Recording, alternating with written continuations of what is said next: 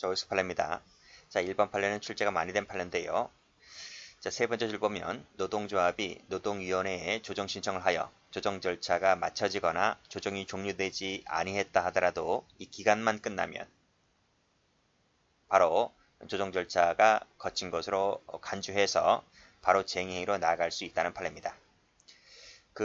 조정 기간은 뭐 열흘짜리가 있고 뭐 2주, 14일짜리가 있기도 한데 그 기간 안에 협의를 하라고 둔 조항이지 그 기간 안에 반드시 이 조정 절차가 맞춰져야 한다 이런 얘기는 아니거든요. 그래서 그 기간만 끝나면 바로 파업에 들어갈 수가 있는 겁니다. 그래서 첫 번째 줄 보면 노동쟁의는 그 절차에 있어서 조정 절차를 거쳐야 하는 건 맞게 맞아요. 그렇지만 반드시 노동위원회가 조정 결정을 한 뒤에 쟁의 행위를 하여야만 그 절차가 정당한 것은 아니라 할 것이기 때문에 기간만 끝나면 파업에 들어갈 수 있다는 내용의 판례입니다. 자, 2번 전체 조합원이 참석할 수 있도록 근무시간 중이라는 거죠. 총회를 개최하고 3시간에 걸쳐서 투표를 했고 1시간 동안 쉬었습니다. 그러면 근무시간 중에 총 4시간 쉰 거네요. 그러면 근무시간 4시간이라고 하면 오전을 제끼거나 오후를 제꼈다는 겁니다. 그쵸? 그러면 회사 측에서 봤을 때 아니 근로자들이 일할 시간에 업무 시간에 일을 안 하고 지금 땡땡이를 부르고 있다는 겁니다. 이것이 정당하냐의 문제인데 이 노조 측에서 뭐라 그럽니까? 근무 시간 중에 투표를 할 수밖에 없었던 이유는 그 이유가 전체 조합원이 참석하기 위해서 그랬다는 거죠. 왜냐하면 근무 시간이 끝나면 집에 가기 바쁘니까요. 그래서 전체 조합원이 참석할 수 있도록 근무 시간 중에 총 합쳐서 4시간을 땡땡이 친 것은 정당행위가 된다. 이렇게 봤습니다.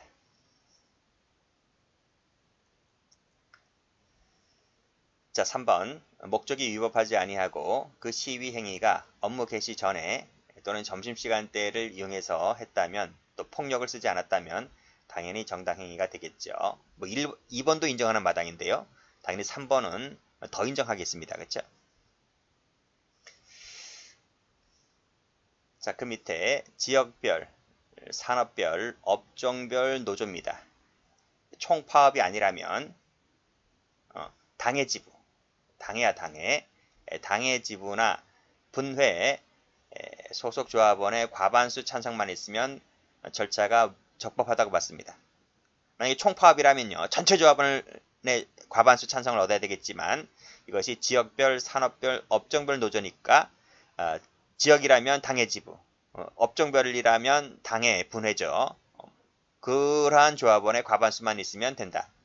그래서 전체 조합, 총파업이 아니기 때문에 전체 조합원의 과반수는 아니다. 이렇게 봤습니다.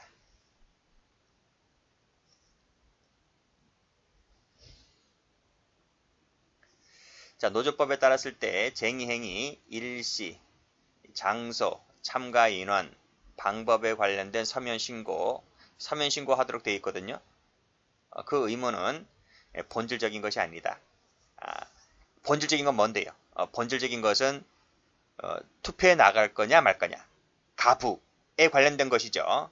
그 부분이 본질적인 것이고 그것이 만약에 통과가 됐다면 파업하자라고 통과를 받다면 언제부터 할 거냐, 어디서 할 거냐, 인원수는 몇 명이냐 이런 것은 짜실짜실하기 때문에 이런 것은 이러한 것을 서면 신고하지 않은 부분은 서면 신고 절차를 거치지 아니한 부분은 사소한 부분이라서 그걸 안 했다 해서 정당성이 부정될 수는 없는 것이다. 이렇게 봤습니다. 신고 절차의 미준수.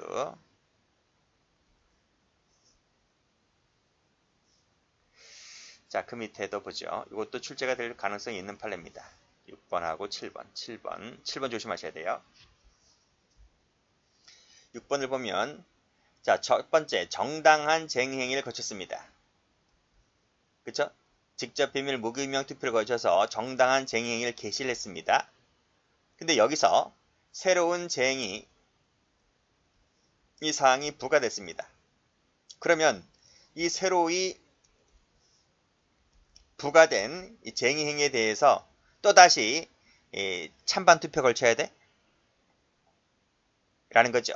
근데 판례 뭐라고 합니까? 첫 번째 할 때 이 첫 번째, 정당한 쟁의행위 투표 개시했을 때 그것만 하면 되는 거지. 거기서 한두 가지가 더 추가됐다고 해서 그 부분에 대해서까지 별도로 조정 절차라든지 찬반 투표 절차는 거칠 필요가 없다고 봤습니다. 자, 어떻게 나올 수 있어요? 이렇게 나올 수 있는 거예요. 새로이 이 사항이 추가됐다고 했을 때 이 새로이 추가된 사항에 대해서 또다시 조정 절차를 거치거나 찬반 투표 절차를 거쳐야만 한다고 하면 틀립니다. 그렇게 출제될 수 있다는 거예요. 다음 판례는 좀 조심하셔야 됩니다. 자, 노조위원장인 피고인이 노조 간부 7명과 함께 방송실에 무단으로 들어갔습니다.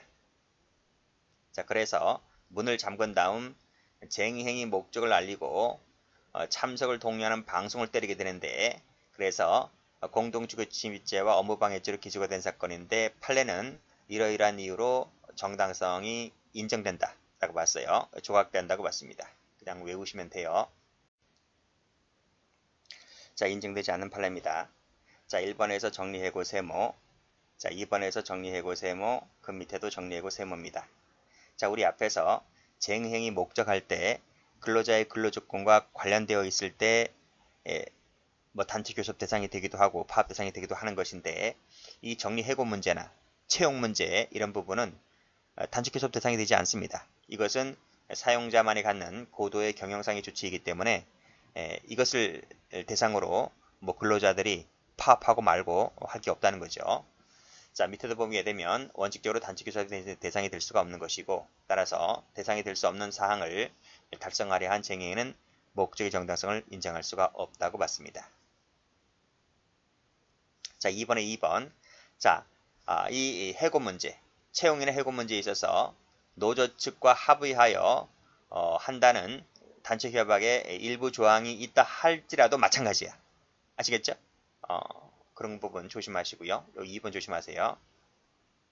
자, 그 밑에도 주된 목적이 뭐였다? 구조조정, 그리고 통폐합 반대. 이것은 쟁행위 목적과는 어긋나는 것이라니까요. 그래서 역시 마찬가지로 정당성을 인정할 수가 없다고 했습니다. 의료파업도 마찬가지입니다.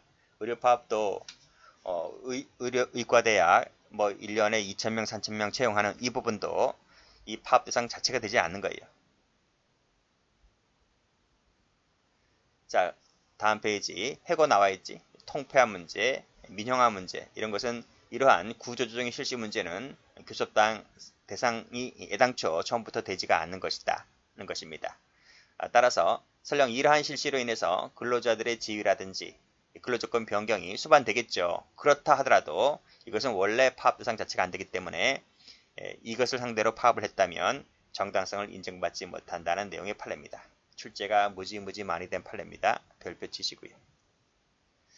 자, 그 다음은 쉬워요. 전부 다 민영화 저지. 똑같습니다. 여기도 완전 공영제, 형사처벌 및 퇴진해라 이런 것들 애당초 파업 대상이 되지를 않습니다.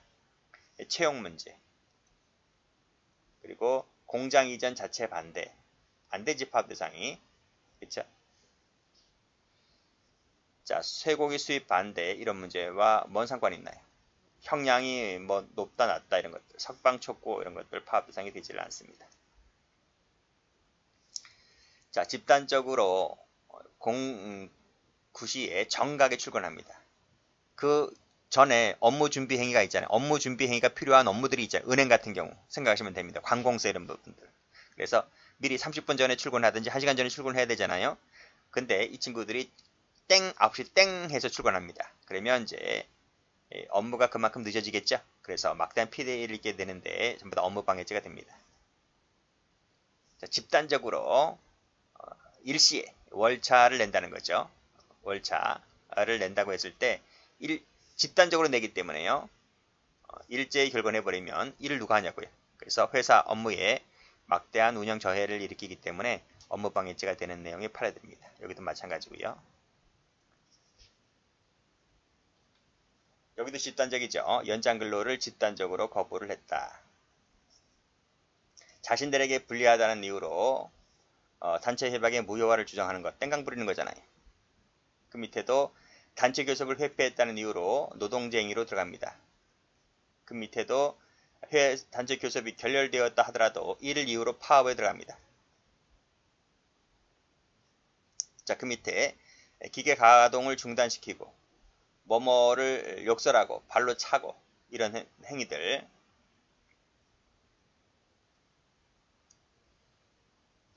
그 밑에 직장 폐쇄 개시 자체는 정당하다 할 수 있지만 밑에 직장 폐쇄를 계속 유지하면서 목적에서 벗어나서 적극적으로 노동조합의 조직력을 약화시키는 그 밑에 성격 집단 폐쇄의 성격이 변질되었다 라고 볼 수 있을 때에는 그 이후부터는 뭐가 된다? 정당성이 상실된다고 봤다. 이런 내용입니다. 첫 번째, 개시 자체는 정당하다 봤습니다. 개시 자체는. 그렇지만 어느 시점 이후에 이렇게 변질되어 버린다면 상실되는 판례.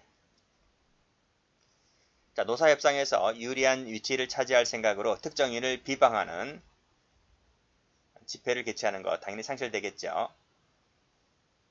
자, 범위를 넘어서 용인될 수 없을 정도로 심각한 피해를 주는 소음을 발생시켰다고 했을 때 당연히 정당성이 상실됩니다.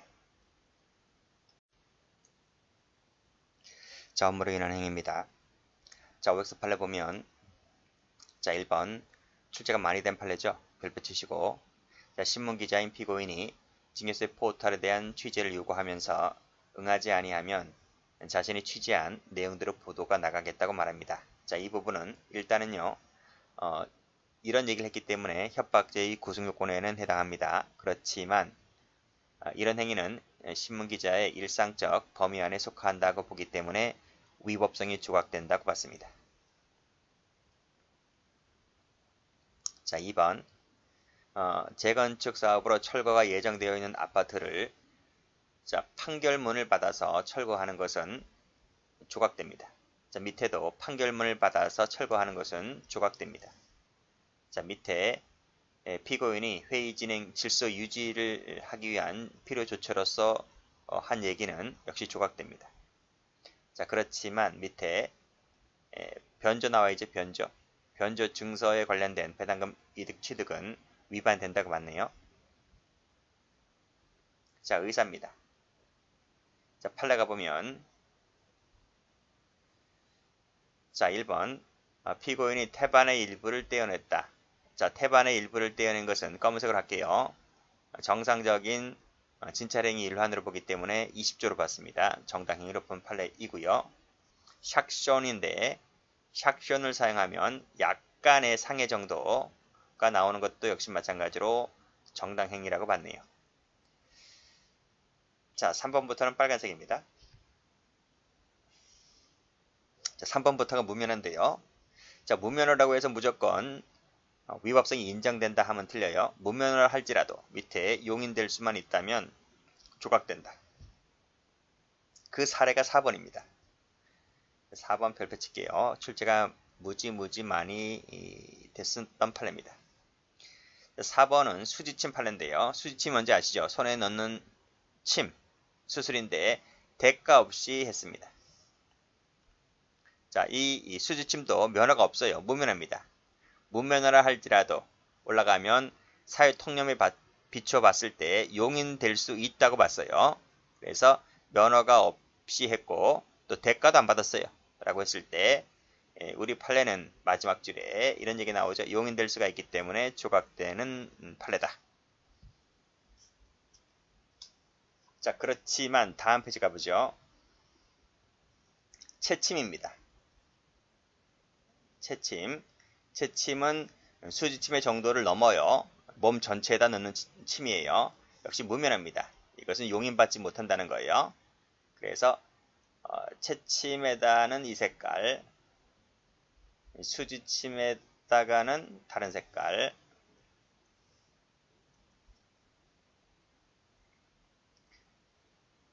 자, 됐고, 자, 그 다음 갑니다. 자, 그 다음은 이제 조무사죠. 간호조무사가 모발 이식을 합니다. 그러면 불법이죠. 그렇죠? 이런 것까지 할 수 있다면 이런 행위는 의사가 하는 거잖아. 의사가 하는 행위를 조무사를 시켰기 때문에 또 의사가 관여도 안 합니다. 그래서 불법이라는 겁니다. 자, 한의사 자격이라든지 면허가 없는 자입니다. 면허 없는 자가 지금 부항침이라든지 한의사가 할 수 있는 행위를 하네요. 자, 민간 자격증 가진 사람입니다. 침수하면 되겠습니까?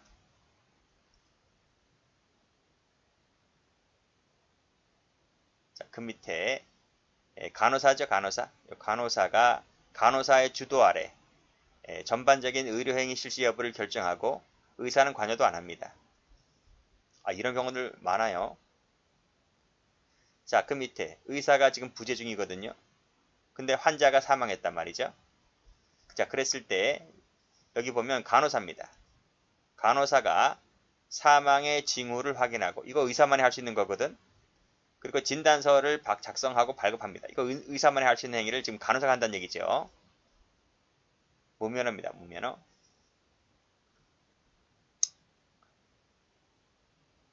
자, 그 밑에 조산사입니다.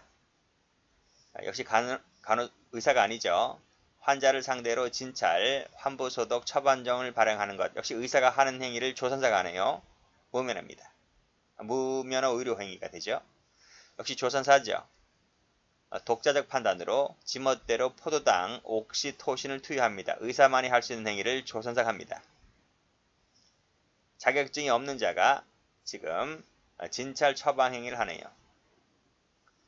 자, 피부 관리사들 의사 아닙니다. 피부 피수를 합니다. 여기까지 됐죠? 전부 다 자격증이 없는 자들이 지금 의료행위 하고 있는 겁니다. 이것도 마찬가지야. 자, 의사인데요. 이 의사가 뭐를 합니까? 침을 놓잖아, 지금.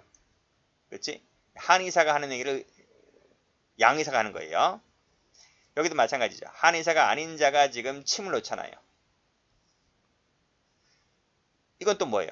한의사가 양의사가 하는 성장판 검사를 하는 얘기죠. 여기도 한의사가 양의사가 하는 피부질환 치료 행위를 한단 말이죠. 뒷바뀐 거잖아, 그렇죠? 여긴 두 가지. 여긴 두 가지. 그쵸?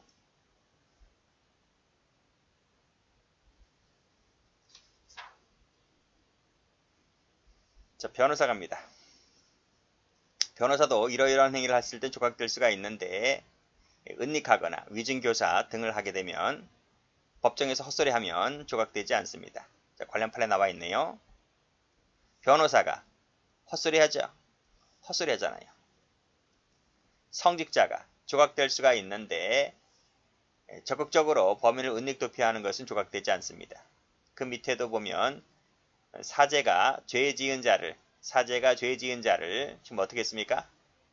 은신처 마련, 도피자금을 제공했다고 했을 때 조각되지 않는다, 처벌된다는 내용의 판례입니다.